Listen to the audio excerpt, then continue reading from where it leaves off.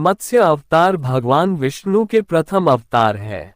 मछली के रूप में अवतार लेकर भगवान विष्णु ने एक ऋषि को सब प्रकार के जीव जंतु एकत्रित करने के लिए कहा और पृथ्वी जब जल में डूब रही थी तब मत्स्य अवतार में भगवान ने उस ऋषि की नाव की रक्षा की।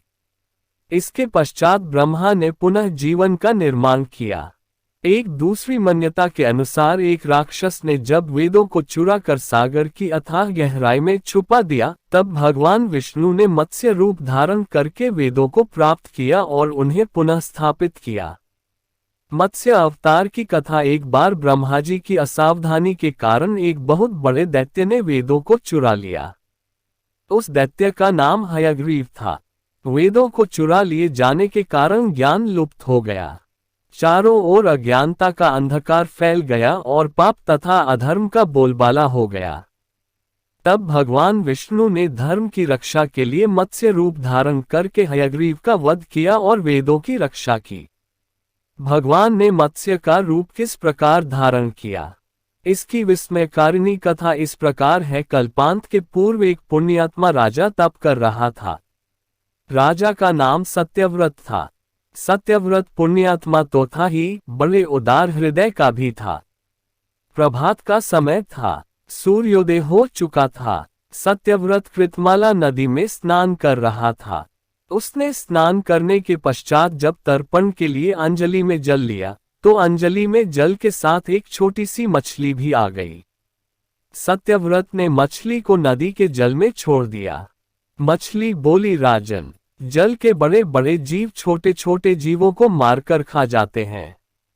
अवश्य कोई बड़ा जीव मुझे भी मारकर खा जाएगा। कृपा करके मेरे प्राणों की रक्षा कीजिए। सत्यव्रत के हृदय में दया उत्पन्न हो उठी। उसने मछली को जल से भरे हुए अपने कमंडलू में डाल लिया। तभी एक आश्चर्यजनक घटना घटी। एक रात में मछली का शरीर इतना बढ़ गया कि कमंडलू उसके रहने के लिए छोटा पड़ने लगा। दूसरे दिन मछली सत्यव्रत से बोली, राजन, मेरे रहने के लिए कोई दूसरा स्थान ढूंढिए, क्योंकि मेरा शरीर बढ़ गया है। मुझे घूमने फिरने में बड़ा कष्ट होता है। सत्यव्रत ने मछली को कमंडलू से निकालकर पानी से भरे हुए मटके में रख दिया। यहाँ भी मछली का शरीर रात भर में ही मटके में इतना बढ़ गया कि मटका भी उसके रहने के लिए छोटा पड़ गया। दूसरे दिन मछली पुनः सत्यव्रत से बोली, राजन, मेरे रहने के लिए कहीं और प्रबंध कीजिए, क्योंकि मटका भी मेरे रहने के लिए छोटा पड़ रहा है।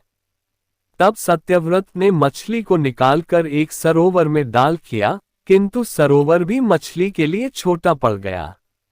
इसके बाद सत्यव्रत ने मछली को नदी में और फिर उसके बाद समुद्र में डाल दिया। आश्चर्य! समुद्र में भी मछली का शरीर इतना अधिक बढ़ गया कि मछली के रहने के लिए वह छोटा पड़ गया। अतः मछली पुनः सत्यव्रत से बोली, राजन, ये समुद्र भी मेरे रहने के लिए उपयुक्त नहीं है। मेरे रहने की व्यवस्था कहीं और कीजिए। अब सत्यव्रत विस्मित हो उठा। उसने आज तक ऐसी मछली कभी नहीं देखी थी। वह विस्मय भरे स्वर में बोला, मेरी बुद्धि को विस्मय के सागर में डुबो देने वाले आप कौन हैं? मत्स्य रूपधारी श्रीहरि ने उत्तर दिया, राजन, हयग्रीव नामक दैत्य ने वेदों को चुरा लिया है। जगत में चारों ओर अज्ञान और अधर्म का अंधकार फैला हुआ है। मैंने हयग्रीव को मारने के लिए ही मत्स्य का रूप धारण किया है। आज से 7वें दिन पृथ्वी प्रलय के चक्र में फिर जाएगी। समुद्र उमड़ उठेगा, भयानक वृष्टि होगी, सारी पृथ्वी पानी में डूब जाएगी। जल के अतिरिक्त कहीं कुछ भी दृष्टिगोचर नहीं होगा। आपके पास एक नाव पहुंचेगी। आप सभी अनाजों और औषधियों के बीजों को लेकर सप्त ऋषियों के साथ नाव पर बैठ जाएगा।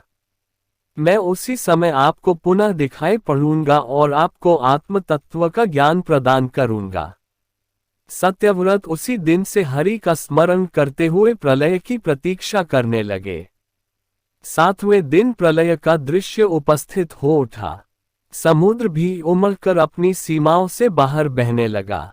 भयानक वृष्टि होने लगी। थोड़ी ही देर में सारी पृथ्वी पर जल ही जल हो गया। संपूर्ण पृथ्वी जल में समा गई। उसी समय एक नाव दिखाई पड़ी। सत्यव्रत सप्त ऋषियों के साथ उस नाव पर बैठ गए। उन्होंने नाव के ऊपर संपूर्ण अनाजों और औषधियों के बीज भी भर लिए। नाव प्रलय के सागर में तैरने लगी। प्रलय के उस सागर में उस नाव के अतिरिक्त कहीं भी कुछ भी नहीं दिखाई दे रहा था। सहसा मत्स्य रूपी भगवान प्रलय के सागर में दिखाई पड़े। सत्यव्रत और सप्त ऋषि गण मत्स्य रूपी भगवान की प्रार्थना करने लगे। भगवान से आत्मज्ञान पाकर सत्यव्रत का जीवन धन्य हो उठा। वे जीते जी ही जीवन मुक्त हो गए। प्रलय का प्रकोप शांत होने पर मत्स्य रूपी भगवान ने हयग्रीव को मारकर उससे वेद छीन लिए। भगवान ने ब्रह्मा जी को पुनः वेद दे दिए। इस प्रकार भगवान ने मत्स्य रूप धारण करके वेदों का उद्धार तो किया ही, साथ ही संसार के प्राणियों का भी अमित कल्याण किया। विष्णु भगवान की ये मत्स्य अवतार की कथा कहानी अगर आपको अच्छी लगे तो चैनल को लाइक एंड सब्सक्राइब जरूर करें और शेयर करें, कमेंट करें।